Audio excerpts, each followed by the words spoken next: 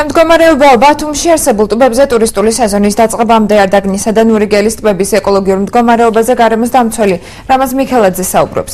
დარგი სპეციალისტი მიიჩნევს, რომ სახელმწიფომ წყალსაცავების გასუფთავების სტრატეგია უნდა შეიმუშაოს და პრობლემის ეტაპობრივად მოგვარება დაიწყოს.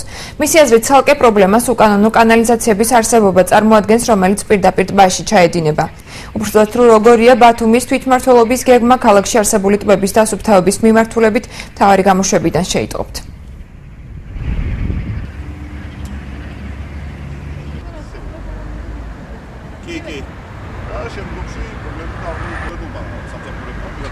მნიშვნელოვანია პრობლემები ტბებთან დაკავშირებით, განსაკუთრებით არდაგანის ტბასთან დაკავშირებით, საიდანაც კოლექტორიდან დიფუზურად შეუნავს პირდაპირ ფეკალური მასები ტბაში.